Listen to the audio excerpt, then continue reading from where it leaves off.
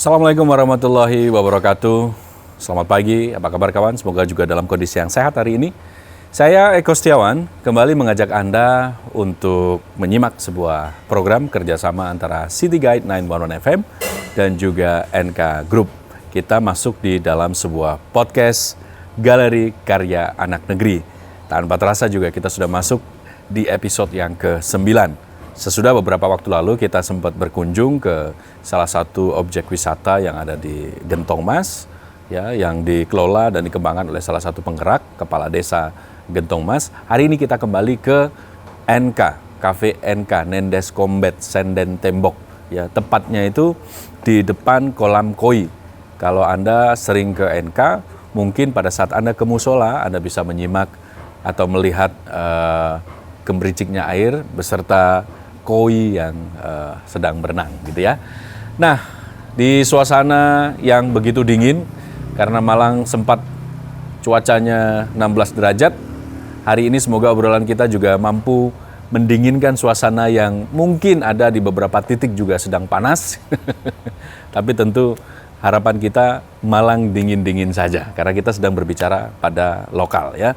Meskipun ada isu-isu global yang kita bawa, tapi sebenarnya perhatian kita fokus pada lokal. Hari ini kita akan berbincang dengan topik obrolan agak sedikit menggelitik juga ya. Karena kita berbicara tentang devisa inflow dan devisa outflow. Apa hubungannya dengan kekuatan ekonomi lokal gitu ya? Ternyata kalau kita rutut gitu jelas ada hubungannya. Nah, nanti kita akan tahu posisi kita itu ada di mana. Sedang dikuasai asingkah atau kita menguasai asing. Nah, untuk itu kita diskusi seperti biasa. Tuan rumahnya NK ada Abah Joni, Raden Joni Sujatmoko SEMM. Assalamualaikum, Mbah. Waalaikumsalam warahmatullahi wabarakatuh, Mas Eko. Mas seger ini ya. Ya. Topinya oke nih, iya. Boleh pinjam ini. Ini karena kita ngomong global walaupun untuk tujuan ke lokal, jadi agak global dikit. Oke. Baik. Bah, kita bicara tentang devisa inflow dan devisa outflow. Apa hubungannya dengan kekuatan ekonomi? Nah, mungkin bisa ada nggak kira-kira hubungannya? Dijawab aja, ada nggak gitu? Ada. Kalau ada, berarti ini ada hubungannya dengan sebuah negara kaya dan tidak kaya atau miskin. Karena kalau kaya pasti masyarakatnya jadi makmur. Keadilan sosial bagi seluruh rakyat Indonesia pasti ada. Nah, kalau menurut pandangan dari Abah Joni, kira-kira bagaimana potret negara kaya dan miskin menurut pandangan Abah? Iya, ini kita bicara ekonomi. Jadi era penjajahan ideologi atau politik itu kan sudah lewat. Dunia sudah mengutuk itu dan melarang, PBB melarang itu terjadi.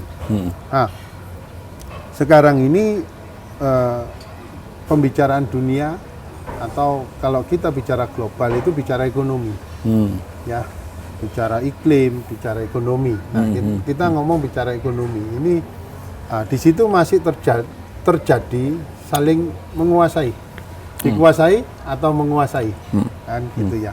Itu tadi kan kaya atau miskin.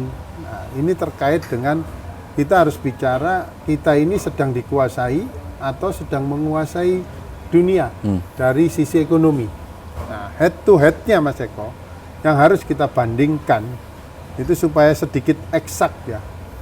Seberapa kita menguasai luar negeri asing itu adalah seberapa besar kita punya cadangan devisa.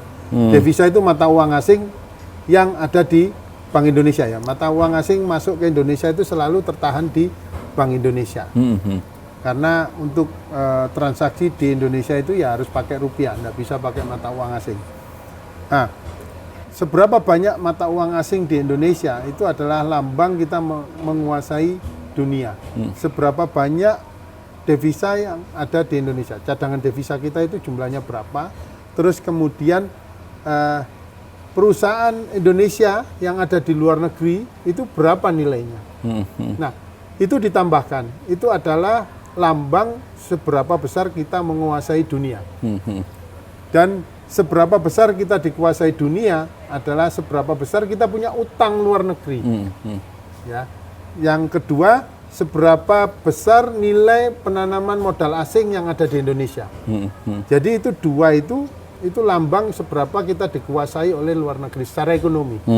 Jadi kalau ngomong kita ini lagi terjajah atau menjajah secara ekonomi dari luar negeri ya tinggal dibandingkan antara seberapa banyak cadangan devisa kita ditambah perusahaan Indonesia yang ada di luar negeri nilainya, terus dibandingkan dengan utang luar negeri Indonesia, baik swasta, pemerintah maupun BUMN, ditambah penanaman modal asing yang ada di Indonesia.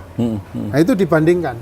Kalau besar utang plus penanaman modal asing ya berarti yang di dalam negeri. Selisihnya itu ya penanaman modal asing di Indonesia. Nah selisihnya itu adalah seberapa kita dikuasai oleh asing. Nah kalau kita mau belajar seperti negeri Cina, Cina itu menguasai asing. Karena kalau kita ngintip, nggak usah lah ngomong penanaman modal asingnya Cina itu kan penanaman modal perusahaan-perusahaan Cina di luar negeri itu kan luar biasa banyaknya. Nah kalau ngomong cadangan devisanya China dibandingkan dengan hutang. China itu punya cadangan punya utang luar negeri itu sekitaran 2,7 ya sekarang ini. 2,7 triliun dolar. Tapi cadangan devisa China itu kisarannya 3,2 sampai 3,1 sampai 3,2. Lebih besar triliun dolar. Jadi lebih besar. Ibarat kalau utangnya ditagih langsung dibayar bisa.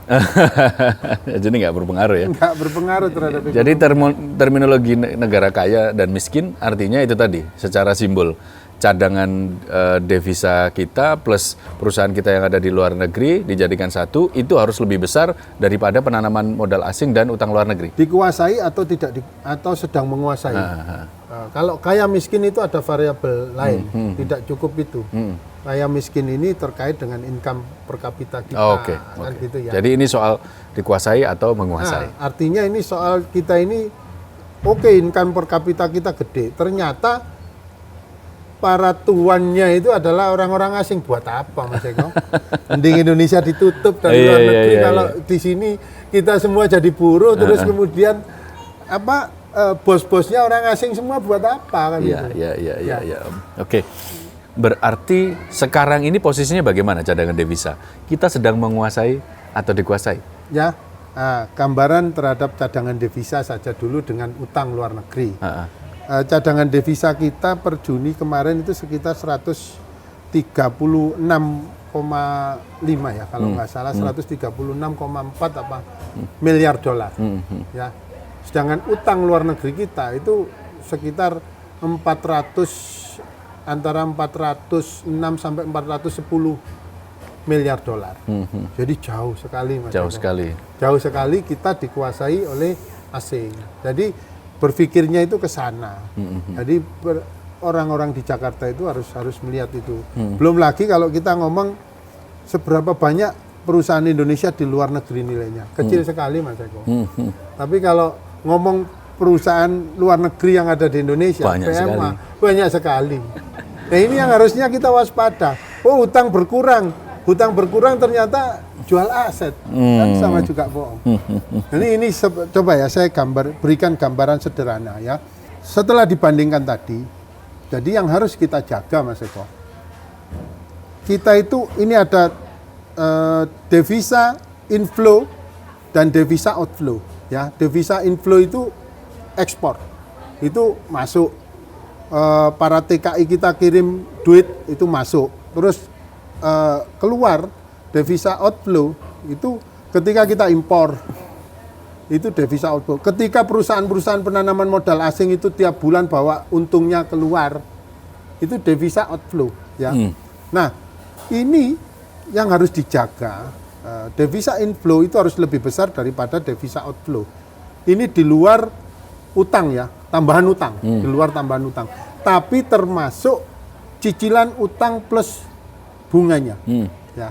Itu dibandingkan. Kalau kita terus-menerus devisa outflow-nya yang lebih besar, kan ini memakan menggunakan cadangan devisa jadinya. Nah, supaya cadangan devisanya itu tidak anjlok. Kalau ini anjlok, Mas Eko, kita bangkrut, nilai tukar kita akan hancur. Nah, ini supaya nggak anjlok, utang lagi baru. Nah, utang baru ini kan semu akan harus bayar kembali di tahun depan plus bunganya. Dan kalau terus-menerus utang, kan membengkak utang. Nggak bagus. Bagaimana caranya? Jual aset. Nah, jual aset Indonesia. BUMN dijual-jualin, ya asetnya ada anak perusahaannya dijualin kan. Nah, terus kemudian kalau sudah terjadi jual aset, ini semu lagi, Mas Eko. Kenapa semu? Karena asing itu beli aset bukan untuk gaya-gayaan di Indonesia, tapi beli aset ini kan untuk berbisnis. Kalau berbisnis, nah ini cilakannya kalau bisnisnya ini bisnis di Indonesia, ini dibeli oleh asing, ini kan semu akan keluar lagi keuntungan dia bawa pulang dalam bentuk mata uang asing dia bawa keluar. Lah ini lebih parah dari hutang. Kenapa lebih parah? Kalau hutang ada lunasnya. Kalau aset ini penghasilannya kan tambah dia besar, dia bawa pulang tambah besar nilai devisa yang dia bawa keluar, terus berkembang. Ya kita nutup pakai apa kekurangan devisanya? Ya. Nah inilah makanya korelasinya dengan daerah, stop sedapat mungkin barang-barang impor. Ya, kalau ada substitusi di Indonesia, beli produk Indonesia. Itu penekanannya. Ya, harus itu beli menghancurkan. Indonesia. Beli Indonesia. Beli lebih mahal, enggak kulaan. Beli aja dulu, nanti lama-kelamaan kita akan bisa lebih efektif dan lebih murah. Itu Pak Jokowi ngomong, apa ini belanja negara kecil-kecil yang ada di Indonesia beli produk impor. Oh, itu luar biasa. Bagus sekali Pak Jokowi ngomong begitu, Mas Eko. Iya. Jadi artinya ketika kita ngomong investasi yang masuk di Indonesia, investasi ini nanti dulu berarti ya? Wow, nanti dulu. Tidak serta-merta setiap investasi itu nanti akan berimplikasi positif pada masyarakat ya? Iya, ini masyarakat harus tahu. Karena apa harus tahu? Karena saya D3-nya Mas Eko itu di bidang ekonomi. S1-nya ekonomi, saya kuliah manajemen di UI, kuliah akuntansi di Universitas Airlangga, UNER Surabaya, ya. Terus kemudian saya kuliah MM. Sekarang saya lagi ngambil S3. Semua di bidang ekonomi dan semua nggak mengajarkan bagaimana Indonesia bisa kaya. Nggak ada diajarkan dan bagaimana Indonesia akan bangkrut itu tidak diajarkan. Nah ini mengingatkan kampus-kampus untuk bicara tentang itu. Bagaimana itu, Pak? Bisa diceritakan? Ya, nah, tadi terkait yang pertama soal penanaman investasi. Nah, investasi asing itu harus dijaga bahwa dia hanya berinvestasi di Indonesia hanya untuk memproduksi barang yang untuk orientasi ekspor. Dia menggunakan raw material Indonesia untuk diekspor. Nah ini nggak apa-apa, investasi seperti ini dia menghasilkan devisa, terus sebagian dibawa pulang hasilnya ke luar negeri. Ini nggak apa-apa. Tapi kalau dia investasi di Indonesia, cari rupiah di Indonesia, dia perusahaannya berhasil memperoleh rupiah, terus kemudian untungnya dibawa keluar dalam bentuk devisa. Nah ini yang menggerus devisa kita. Jadi harus berpikir ke sana. Contoh simpelnya pabrik rokok yang diakuisisi luar negeri itu ya? Ya itu kalau swasta iya. Kan lah yang model begitu kan cari duit rupiah itu tiap bulan. Tiap bulan dia dihitung, oh marginnya sekian bawa pulang. Bawa pulang keluar. Tuker rupiahnya pakai mata uang asing bawa pulang. Nah ini yang menggerus cadangan devisa, yang Bu Menteri Keuangan mumet itu harus cari utangan lagi untuk menutup kekurangan devisa. Contoh misalnya rokok itu kan budaya. Berarti beli rokok juga harus dipilih. Harus yang ini yang produk Indonesia ya. Perusahaan Indonesia. Perusahaan Indonesia. Oke, lalu tadi bagaimana caranya supaya kita bisa kaya dan nggak bangkrut? Iya. Kemarin saya ngomong dengan Poltek itu apa? Polinema. Dengan profesor, dengan sivitas akademikanya Polinema dalam pembicaraan yang nyantai di sini. Tapi mereka banyak orang di sana. Itu ngobrol-ngobrol kita. Itu mereka punya program setelah ngobrol. Oke, kita ini memprogramkan untuk meneliti bagaimana Indonesia bisa memproduksi barang-barang substitusi impor. Wah, ini luar biasa Mas Eko. Ya yang makanya silaturahim bicara itu kan penting ya. Ini substitusi barang impor. Indonesia harus bisa memproduksi. Jadi dia meneliti bagaimana Indonesia ini memproduksi barang-barang yang kita masih impor. Yang kebangetan kan kalau substitusinya sudah ada tapi tidak dibeli ya. Segala macam sepatu, celana, baju. Ini kan orang Indonesia sudah bisa bikin tapi masih aja beli impor. Soalnya Mas Eko kalau kita itu impor terus orang Indonesia suruh kerja apa? Pedagang itu kan satu orang itu bisa dagang banyak. Ya kalau kita mau sustainable hidup itu ya harus produksi. Dan harus dibeli orang Indonesia sendiri. Kualitas, harga itu nanti sambil jalan itu diperbaiki. Jadi itu termasuk strategi. Dan itu harus dicontohkan oleh para artis. Ya, para tokoh-tokoh masyarakat kan gitu. Artis itu kan yang fanatik itu kan di kalangan bawah Mas Eko. Yang fanatik ke artis itu loh. Itu kan orang-orang kalangan middle low ya. Masa dia itu karena dia di follow di apa namanya subscriber. digemari oleh middle low, dapat duit kan dari situ. Giliran dapat duit beli mobil-mobil AC. Buat apa kan gitu loh. Kan gitu itu kan devisa outflow. Nah, ini harus ada kebersamaan bangsa dan negara ini. Terkait dengan produk-produk lokal. Itu harus Mas Eko. Kalau enggak hancur kita. Hancur Mas Eko. Jadi begitu terus.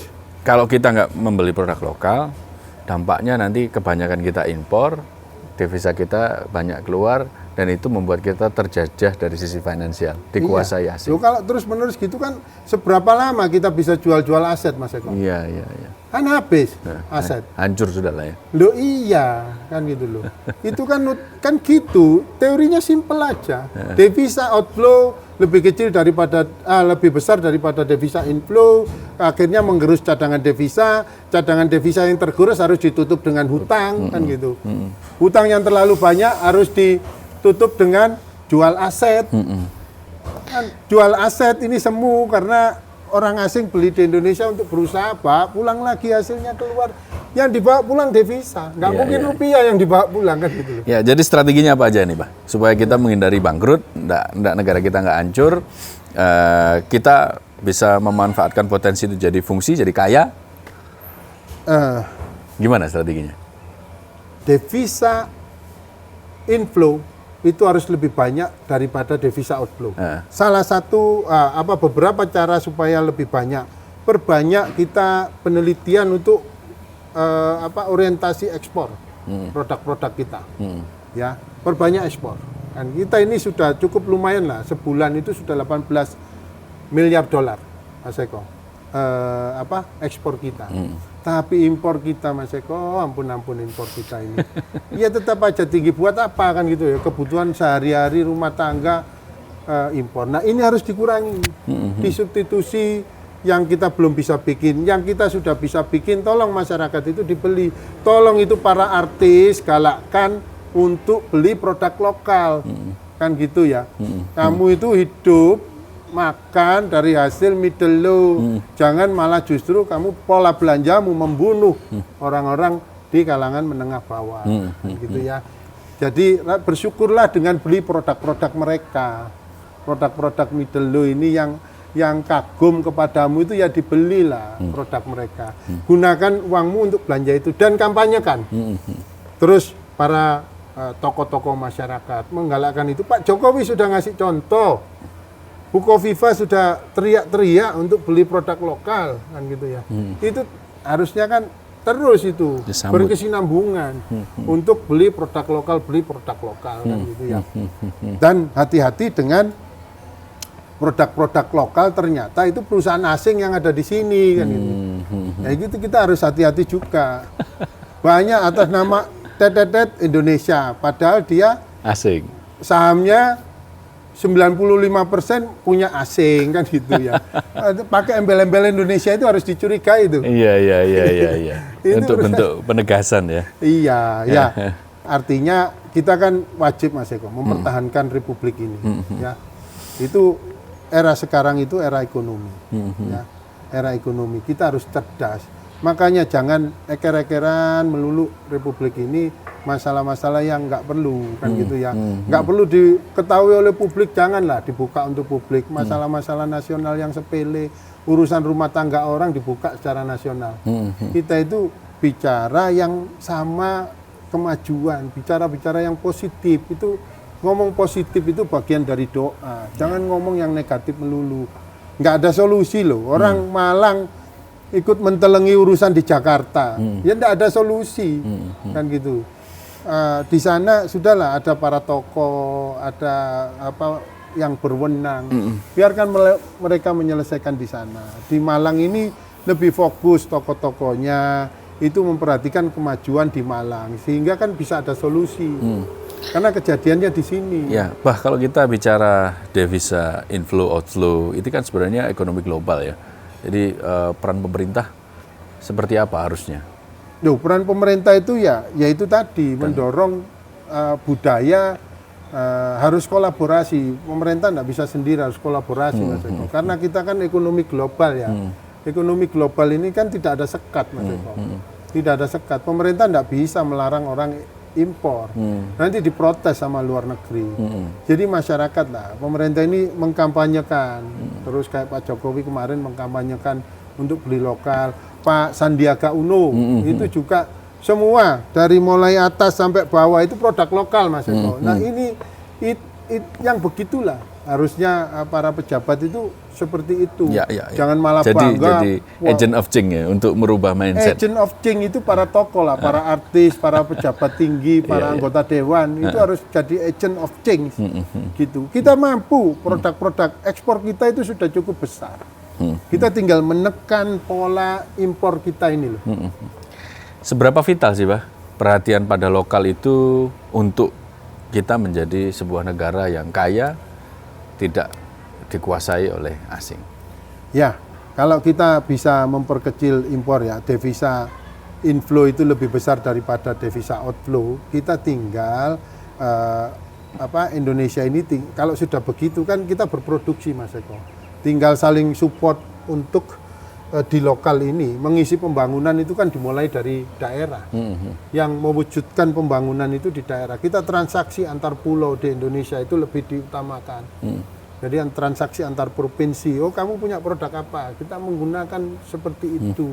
Nah, inilah akan menjadikan Indonesia kaya. Akan menjadikan Indonesia kaya. Karena cadangan devisa kita tinggi, masyarakat kita bekerja. Karena pasar Indonesia untuk perusahaan Indonesia. Itu kita jaga. Nah, kita luar biasa Mas Eko. Saling jual beli satu sama lain di Indonesia ini langsung berjaya kita. Jadi strateginya tadi juga sudah disebutkan ya. Bagaimana peran seluruh stakeholder untuk perhatian pada lokal, menciptakan sebuah produk yang itu orientasinya pada ekspor. Ya, jadi gini Mas Eko ya. Kita lokal transaksi untuk memenuhi kebutuhan satu sama lain.